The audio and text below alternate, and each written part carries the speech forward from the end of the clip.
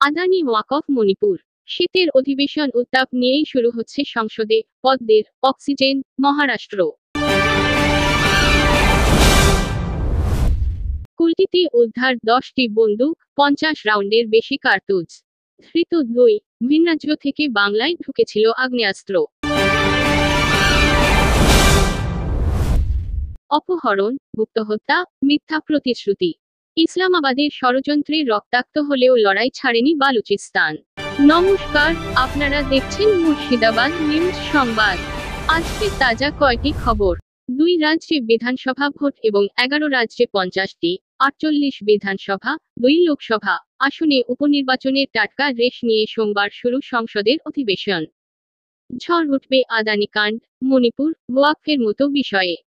এক ফল হয়েছে 2 বিধানসভা ভোটের যুদ্ধে। তবে ধারে এবং ভারে এগিয়ে থাকা মহারাষ্ট্র জিতে বেশি চাঙ্গা বিজেপি এবং তার এনডিএ শিবির।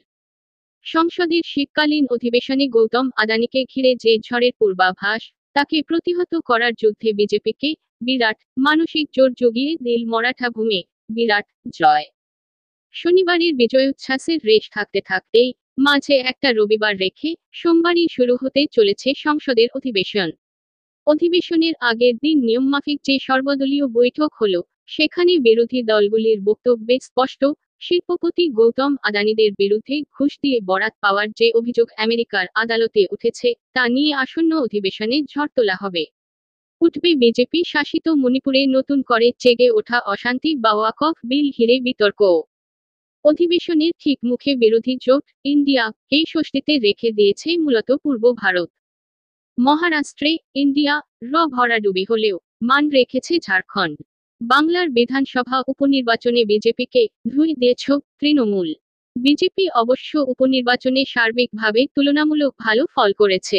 বিরোধী জোট সংসদের অধিবেশনের আগে বিপর্যস্ত অবস্থায় পড়তেও পড়েনি পূর্ব ভারতের সৌজন্যে। কংগ্রেস 2টি লোকসভা আসনের উপনির্বাচনেই জিতেছে। তবে প্রিয়ঙ্কা গান্ধী কেরলে 4 লক্ষাধিক ভোটে জিতলেও মহারাষ্ট্রের আসনটি কোনো রকমে ধরে রাখতে পেরেছে তার দল। অন্যদিকে 2024 সালের লোকসভা নির্বাচনে অনেকটা শক্তিক্ষয় করে ক্ষমতায় আসার পরে সংসদে বিরোধী শিবিরের চাপ মানতে হচ্ছে নরেন্দ্র মোদী, অমিত শাহদের। সেই জায়গা থেকে অনেকটা স্বস্তি এনে দিয়েছে মহারাষ্ট্র। 288 মধ্যে 233 আসনে জয় পাওয়া এনডিএ 3/4 শক্তি নিয়ে দেশের অন্যতম বড় রাজ্যে ক্ষমতায়। হরিয়ানা জয়ের পরেও যে স্বস্তি শাসক শিবির পায়নি সেটা এবারে মিলে গিয়েছে। ফলে অনেক বেশি আত্মবিশ্বাস নিয়ে সংসদে দেখা যাবে মোদী, শাহদের। রাজ্যের সাংসদ তথা কেন্দ্রীয় প্রতিমন্ত্রী সুকান্ত মজুমদার বলেন, বিরোধীরা আলোচনা ভেস্তে দিয়ে সংসদ অচল করতে চাইলে ভুল করবে।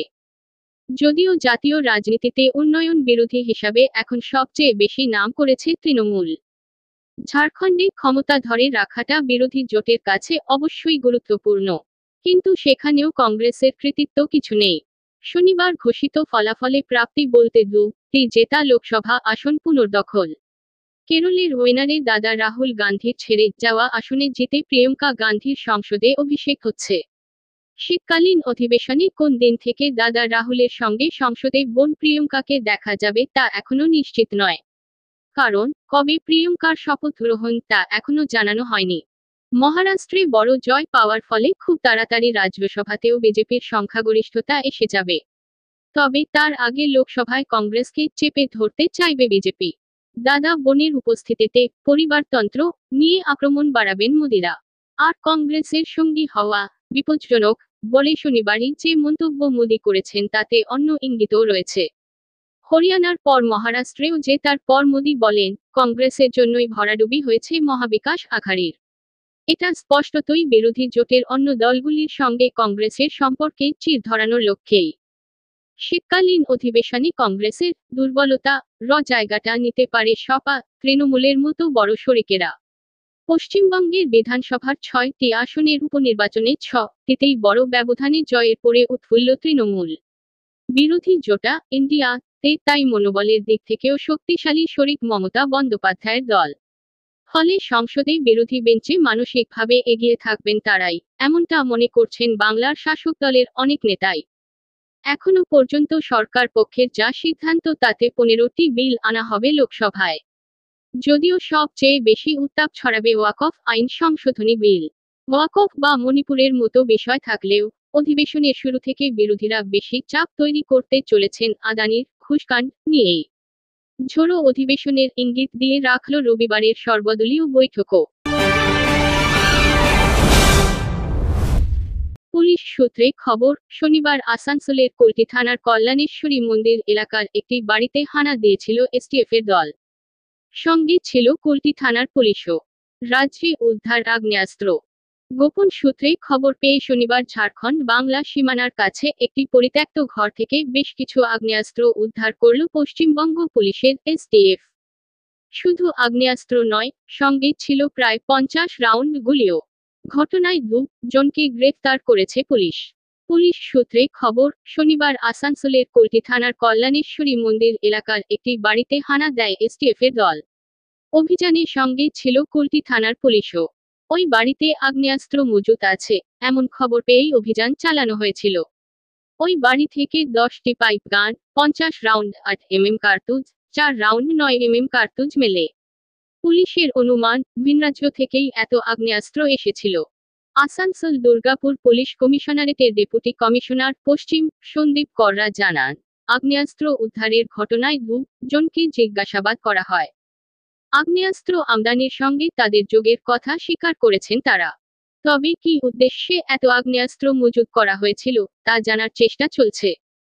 পরে 2 অভিযুক্তকে গ্রেফতার করা হয়। পুলিশ সূত্রে জানা গিয়েছে, অভিযুক্তদের নাম মিনারুল ইসলাম ও শফিকুল ইসলাম। 2 জনের বাড়ি মুর্শিদাবাদের ডোমকলে। তারা অন্তরাজ্য বেআইনি অস্ত্র কারবারি গ্যাংয়ের সদস্য বলে পুলিশ সূত্রে খবর। শনিবারই শেষ হয়েছে ঝাড়খণ্ডের ভোট পর্ব। সেই সঙ্গে বাংলারও 6 বিধানসভা কেন্দ্রে উপনির্বাচন সম্পন্ন হয়েছে।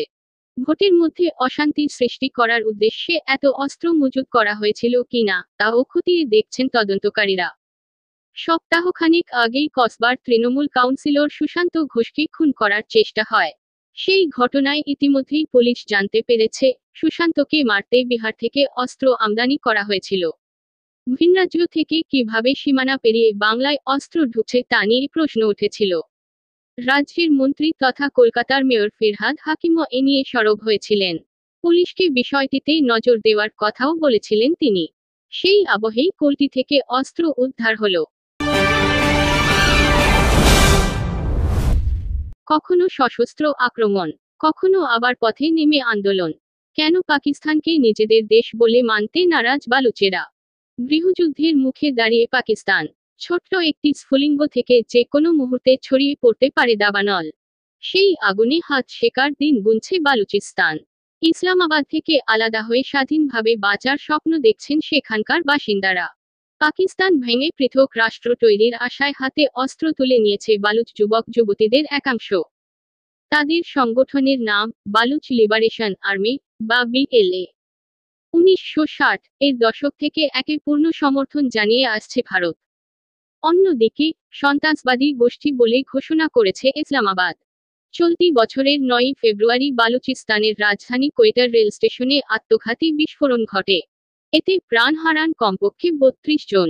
আহতের সংখ্যা 60 পেরিয়ে যায়। ওই হামলার দায় স্বীকার করে বিএলএ। এছাড়াও গত কয়েক বছরে পাক ফৌজিদের বিভিন্ন সময়ে নিশানা করেছে স্বাধীনতাকামী বালুচদের এই সংগঠন। সেনা হোক বা রাজনৈতিক নেতা, কেন ইসলামাবাদকে দু চোখে দেখতে পারে না বালুচেরা? সেটা জানতে হলে চোখ রাখতে হবে ইতিহাসের পাতায়। এর নেপথ্যে রয়েছে একাধিক অর্থনৈতিক ও রাজনৈতিক কারণ। পাকিস্তানের 4টি প্রদেশের মধ্যে আয়তনের নিরিখে বালুচিস্তানই সবচেয়ে বড়। পশ্চিমের প্রতিবেশী দেশটির প্রায় 44% জমির উপর এটি গড়ে উঠেছে। কৌশলগত দিক থেকে এই প্রদেশটির গুরুত্ব অপরিসীম। বালুচিস্তানের দক্ষিণে আরব সাগরের উপকূলে রয়েছে পাক নৌসেনার 3টি ঘাঁটি। পাশাপাশি ওই এলাকা আন্তর্জাতিক সমুদ্র বাণিজ্যের অন্যতম প্রধান রুট হিসাবে ব্যবহার করে ইসলামাবাদ। পাহাড় ও মরুভূমিতে ঘেরা এই প্রদেশটির পশ্চিমে ইরান ও উত্তরে আফগানিস্তান। 2 প্রতিবেশী দেশের সঙ্গে থাকা এর সীমান্তরেখার দৈর্ঘ্য যথাক্রমে 848 কিলোমিটার এবং 1157 কিলোমিটার। একাধিক জনজাতির বাসভূমি বালুচিস্তানের সাংস্কৃতিক বৈচিত্র্য চোখে পড়ার মতো। এখানে মূলত 2টি জনজাতির বাসিন্দাদের আধিক্য রয়েছে। প্রদেশটির মোট জনসংখ্যার 48%ই পশতুন, যাদের মূলত বালুচিস্তানের উত্তর অংশে শহর এলাকাগুলিতে বেশি পরিমাণে দেখতে পাওয়া যায়। অন্যদিকে ব্রাহুই ভাষী বালুচেরা এই প্রদেশের মধ্য এবং দক্ষিণ ভাগে বসবাস করেন। শতাংশের নিরিখে এদের সংখ্যা 50। পাকিস্তানের অত্যতম খনিজ সম্পদে পরিপূর্ণ এলাকা হল এই বালুচিস্তান। এখানে রয়েছে সোনা এবং ইউরেনিয়ামের খনি। 1999 সালে এখানেই পরমাণু বোমার পরীক্ষা করেছিল ইসলামাবাদ। সাধারণত সমুদ্র উপকূলবর্তী ও খনি সম্বলিত এলাকাগুলির দ্রুত আর্থিক সমৃদ্ধি ঘটে, কিন্তু বালুচিস্তানের ক্ষেত্রে সেই হিসাব একেবারেই মেলেনি। বর্তমানে এখানকার 70% বাসিন্দা দারিদ্র্যসীমার নিচে রয়েছেন, আর 15% বালুচ ভুগছেন হেপাটাইটিস বি এবং সি রোগে। দুনিয়া খ্যাত সমীক্ষক সংস্থাগুলির দাবি, বালুচিস্তানের প্রায় 18 লাখ শিশু স্কুলে পড়ার সুযোগই পায় না। সেখানকার 5000 বিদ্যালয়ে রয়েছে একটি মাত্র ক্লাসরুম। পাকিস্তানের শিশুদের মৃত্যুহার যেখানে প্রতি 1,278, সেখানে বালুচিস্তানে তা 785। মৃত্যুহারের এই পার্থক্যের পিছনে রয়েছে অত্যন্ত নিম্নমানের স্বাস্থ্য পরিষেবা। ইতিহাসবিদদের দাবি, মিশর ও ব্যাবিলনের থেকেও প্রাচীন সভ্যতার চারণভূমি হল এই বালুচিস্তান। প্রায় 8 থেকে 9 হাজার বছর আগে এখানকার মেহেরগড়ে নগরকেন্দ্রিক সভ্যতার জন্ম হয়েছিল। কোয়েটা সংলগ্ন ওই এলাকায় প্রথম কৃষি ফসলের অস্তিত্ব খুঁজে পান প্রত্নতাত্ত্বিকেরা। মেহেরগড়ের আনুমানিক জনসংখ্যা 2 লক্ষ ছিল বলে মনে করেন তারা। শুধু তাই নয়, অনেকেরই ধারণা মেহেরগড়ের বাসিন্দারাই পরবর্তীকালে সিন্ধু নদীর তীরে চলে আসেন। তাদের হাতেই সেখানে গড়ে ওঠে হরপ্পা ও মহেঞ্জোদারোর মতো উন্নত শহর।